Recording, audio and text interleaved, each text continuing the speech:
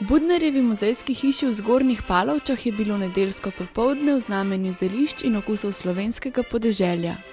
Za danes smo pripravili zeliščarsko popoldne v sklopu okusov slovenskega podeželja, na katerega smo se prijavili. To je nek razpis, za katerega smo prejeli tudi evropska sredstva, in tekom tega razpisa bo 8 predavanj na različno tematiko z področja kulinarike, predvsem z področja kulinarike, se pravi ohranjanja bolj naravne dediščine, seveda pa tudi v tej naši Budnerjevi domačiji, ki je del kulturne dediščine. Zeliščarka Angela Jagodic je pripravila izčrpno predavanje o uporabi in učinkih različnih zelišč. To popoldne pripravlja Turistično društvo Kamenk v sodelovanju z LASom, to je lokalna akcijska skupina Srce Slovenije, in po sodelovanju z Evropskim kmetijskim skladom za razvoj podeželja, ki nam tudi delno sofinancira naše programe. Gospa Angela, koliko časa se že vi ukvarjate z zelišči?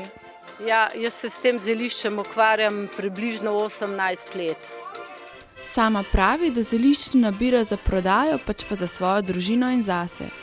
Njena najljubša zelišča so kopriva, čemaž in rman. Prepričana je, da za vsako bolezen rožca rase zelišča pa rada uporabi tudi v kuhinji. Ja, iz teh zelišč lahko pripravimo hrano, potem zdravila, uporabljamo jih za kulinariko, recimo zelo velik ekspet je tega, no? Tako da vse stransko so uporabna. Seveda s tem zeliščem, da bi se čisto pozdravili, verjetno se ne bomo, ampak malo si pomagamo, da se lajšamo pač bolečine. No?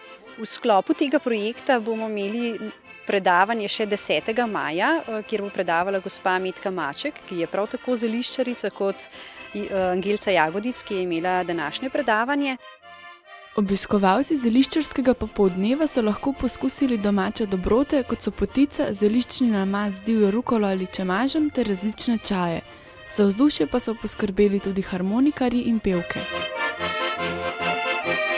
Čebele so kakor družina, pri njih mi je vedno lepo.